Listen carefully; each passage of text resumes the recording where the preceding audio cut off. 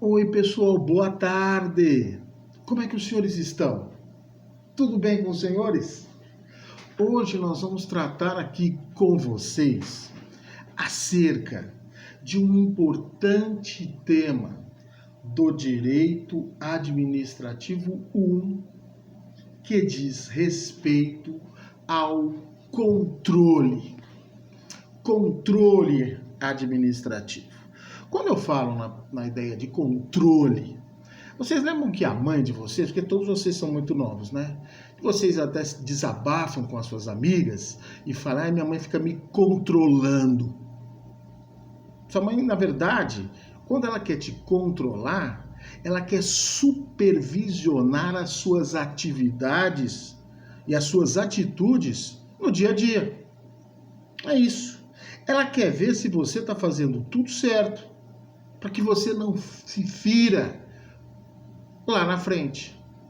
E agora transplantando para a nossa realidade, saindo do dia a dia e entrando no estudo da administração pública, como é que eu definiria esta ideia de controle?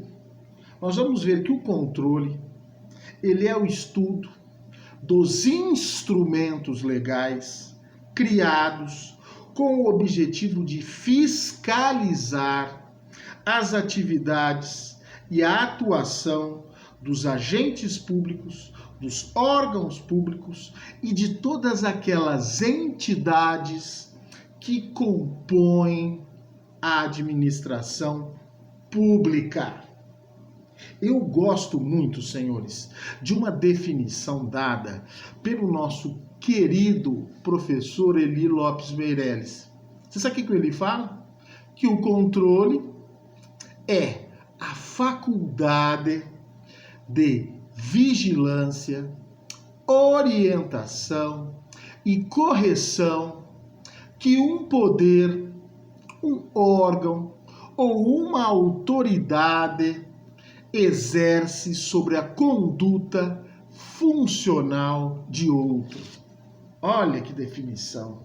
Então, controle é vigiar, orientar e corrigir os atos praticados por um agente público.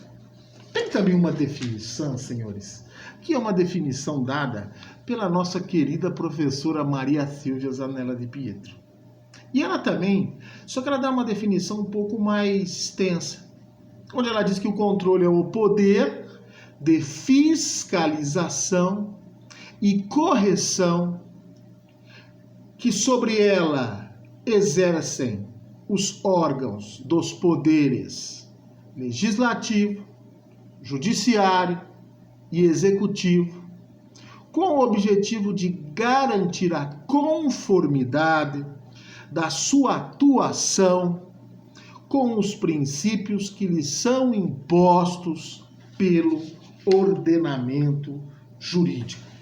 Então é isso que nós vamos estudar hoje. Esses instrumentos criados pela lei que tem por objetivo fiscalizar o exercício da atividade pública. Só que para isso, senhores, eu tenho que classificar cada uma dessas espécies de controles que foram criados pela lei. Vamos então agora nos depararmos, vamos agora estudar a classificação quanto ao órgão controlador. Então, quanto ao órgão controlador, existem três espécies de controle, que é o controle legislativo, o controle judicial e o controle administrativo propriamente dito. Nós vamos ver que o controle legislativo é aquele exercido de forma conjunta pelo parlamento e pelo Tribunal de Contas. Quando eu falo em parlamento, eu estou querendo falar da Câmara dos Deputados, da Câmara dos Senadores, em âmbito federal. Eu estou querendo falar das assembleias legislativas de cada um dos estados. E eu estou querendo falar também das câmaras de vereadores dos municípios. Então, em conjunto com o Tribunal de Contas, o parlamento, ele faz aquele controle que nós conhecemos por controle legislativo, certo? Então guardem isso. Controle legislativo é feito em conjunto pelo Poder Legislativo, no caso o Parlamento, em âmbito federal pela Câmara dos Deputados e o Senado, em âmbito estadual pelas Assembleias Legislativas e em âmbito municipal pela Câmara dos Vereadores. Em conjunto com quem, senhores? Com o Tribunal de Contas, certo? Então é importante que os senhores guardem isso. A outra forma de controle quanto ao órgão controlador é o chamado controle judicial. Este controle judicial, ele é realizado através da utilização e do manejo daquelas ações constitucionais. As ações constitucionais, senhores, são aquelas que encontram-se previstas na nossa Constituição Federal. Não dá para a gente falar de forma minudenciada, de forma pormenorizada de cada uma delas, mas eu posso elencar todas elas. Quais são essas ações constitucionais que são utilizadas, que são manejadas para o controle da atividade administrativa? Nós temos o mandado de segurança, que pode ser individual ou coletivo. Nós temos o habeas corpus, que é para restituir a liberdade da pessoa que teve ela cerceada de forma ilegal. Nós temos a ação de improbidade, que veio junto com essa lei de 1992. Nós temos as ações populares. Nós temos o mandado de injunção. Nós temos a ação civil pública e nós temos o habeas data. Então, esses, senhoras e senhores, são as ações judiciais que são manejadas pelas pessoas competentes para controlar a atividade administrativa como um todo. Então, repetindo, mandado de segurança, habeas corpus, ação de improbidade, ação popular, mandado de injunção, ação civil pública e o habeas data. E o que nós temos que saber de interessante, meus alunos, sobre esta espécie de controle realizada judicialmente? Nós vamos ver que esse controle ele pode ser feito a priori ou a posteriori do ato controlado. Ou seja, eu posso manejar essas ações constitucionais antes da feitura do ato administrativo, ou seja, a priori, ou após a sua realização e a sua colocação no mundo jurídico. Tranquilo? Professor, e qual que é a terceira forma de controle quanto ao órgão controlador? É o famoso controle administrativo. Este controle administrativo é aquele realizado pela própria administração pública em referência aos seus órgãos internos. Certo? Então são três as formas de controle no que diz respeito à classificação do órgão controlador: controle legislativo, o controle judicial e o controle administrativo, certo?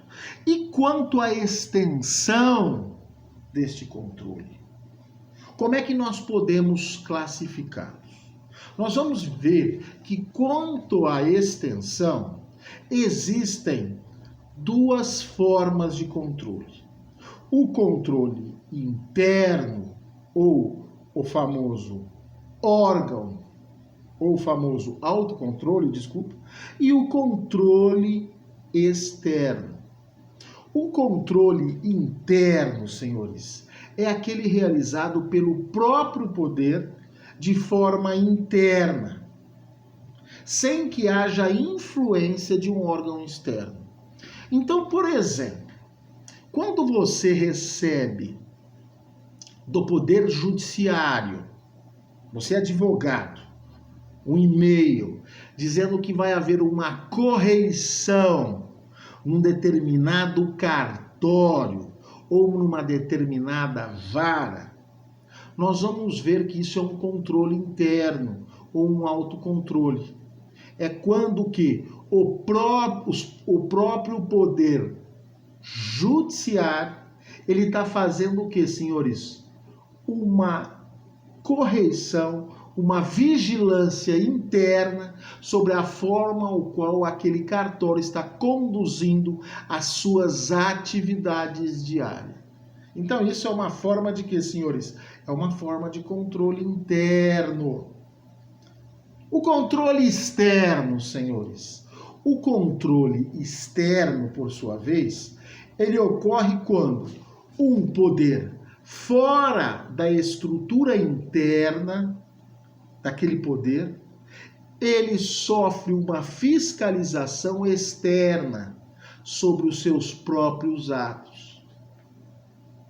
Geralmente, este controle externo é feito sobre a questão da legalidade.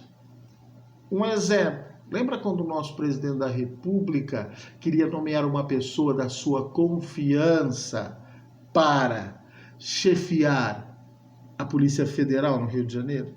Não teve uma ação judicial, olha, e uma determinação do Poder Judiciário impedindo que aquela pessoa tomasse posse? Não era um poder intervindo no outro? Ou Poder Judiciário intervindo no Poder Executivo?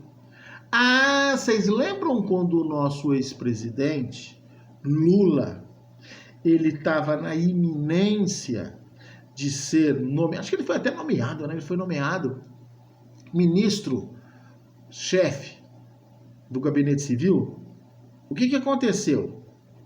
Ali houve o controle de legalidade de um poder no outro, porque houve uma autorização judicial impedindo que ele tomasse posse. Porque, na verdade, ele queria um foro privilegiado para fugir de uma prisão dele que estava na iminência de sair. Isso foi um controle externo de um poder sobre o outro, sobre a questão envolvendo a legalidade daquele ato administrativo. Certo? Então guardem isso. Quanto à extensão, o controle pode ser interno ou externo. Interno, como o próprio poder, ele internamente controla as suas atividades. No controle externo, o que acontece? Um outro poder, ele se ingere naquele poder, controlando as suas atividades. Geralmente no campo da legalidade e não do mérito. Certo? Tá dando para os senhores entenderem? Posso passar para a próxima classificação? Então agora eu vou falar com os senhores sobre o famoso controle quanto à natureza do ato. Existem duas espécies de controle no que diz respeito à natureza do ato. Existe o controle de legalidade e o controle de mérito. No controle de legalidade, esta fiscalização, ela é feita de forma interna ou externa. O que acontece? Desculpa. E o que acontece nessa espécie de controle? Aqui será avaliado se o ato administrativo, quando praticado, ele foi praticado ou não, em conformidade com o que manda a lei. Então, esse é o controle de legalidade, que é para ver se o ato praticado pelo agente público ou praticado pelo órgão público, ele observou os mandamentos e as determinações legais. Esse é o controle de legalidade. O outro controle, senhores, é o famoso controle de mérito. E o que acontece nesse controle de mérito? Aqui nós vamos ver se a administração pública, ao praticar o ato, ele utilizou daquele famoso juízo de conveniência e oportunidade.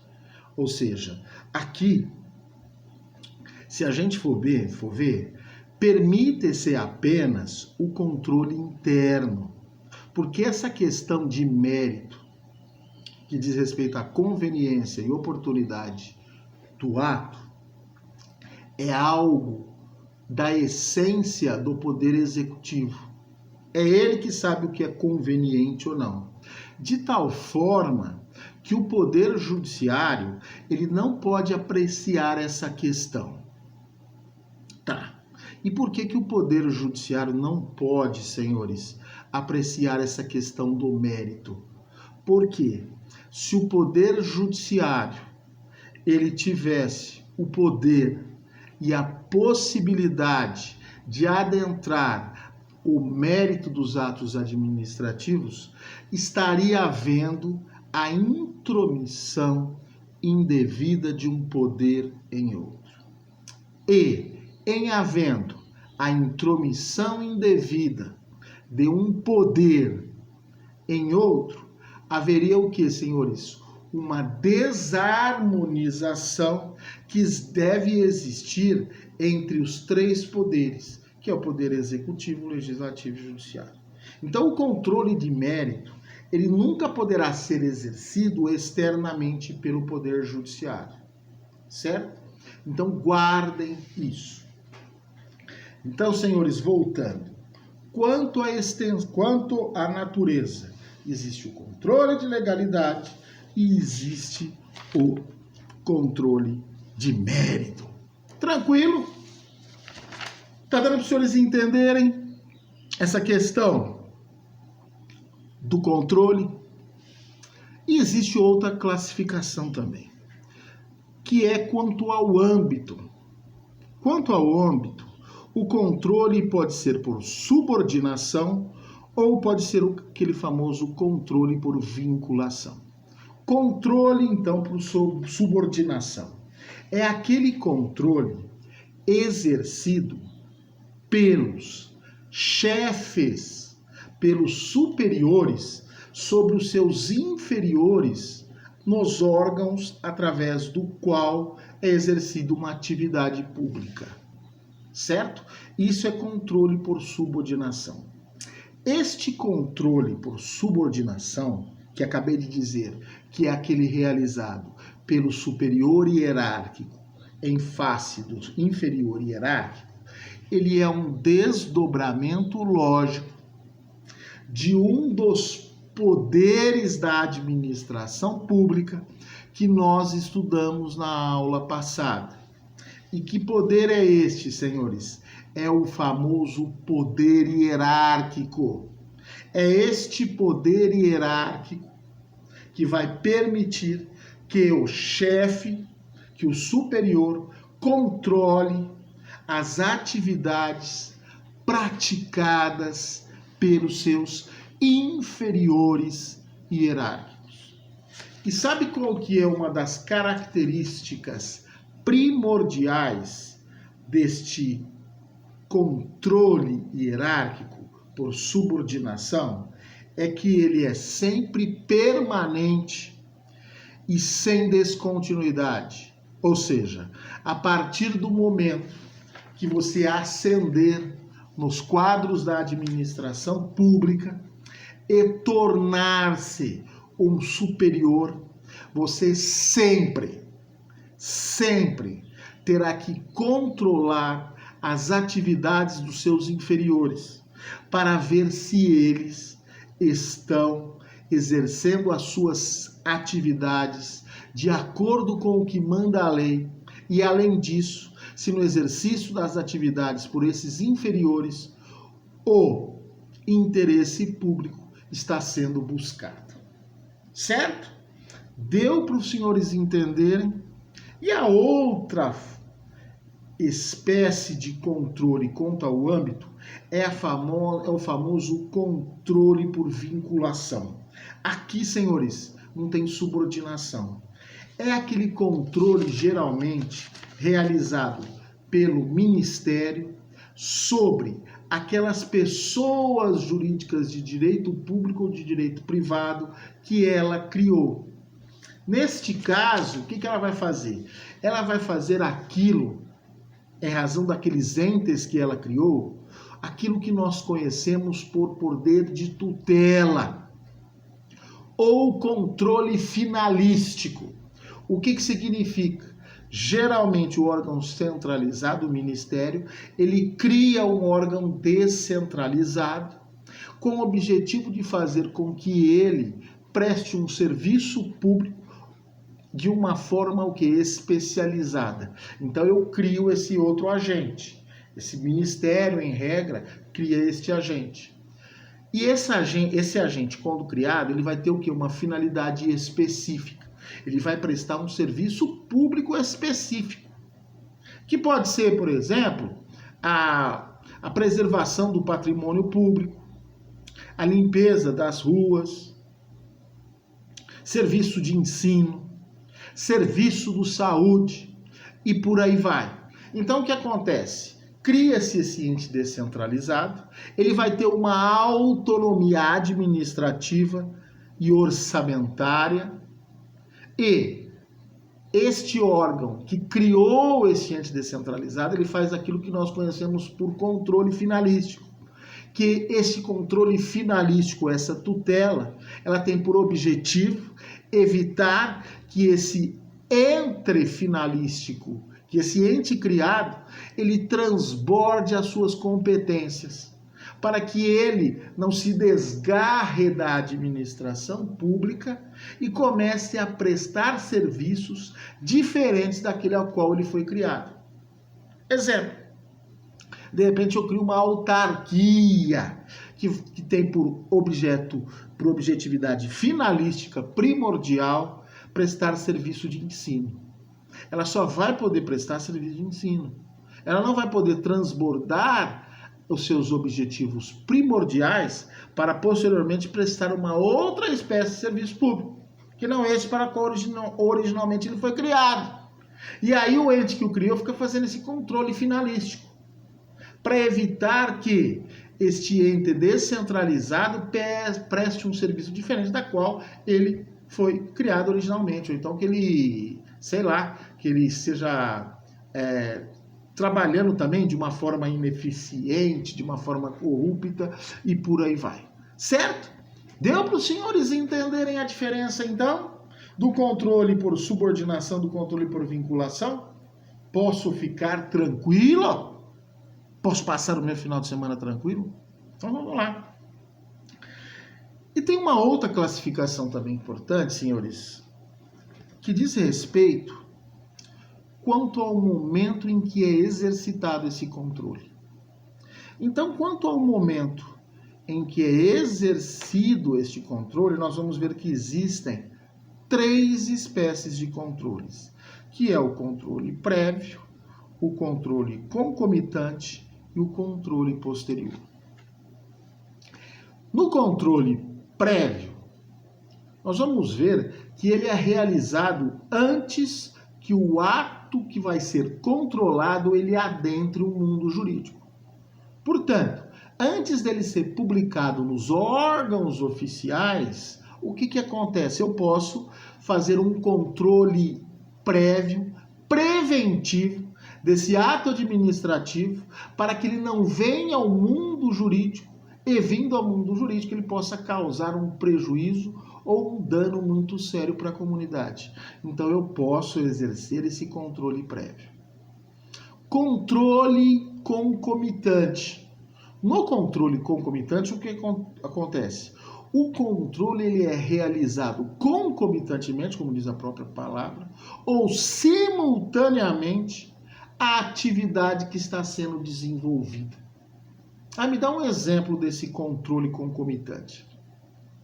Nós vamos ver que a administração pública ela pode firmar um contrato administrativo, por exemplo, com uma empresa particular, para que ela crie um determinado edifício, uma determinada obra pública de grande complexidade, ou seja, uma usina hidrelétrica, que a gente sabe que se ela vier a transbordar, ela pode causar um dano ambiental muito grande, muito sério.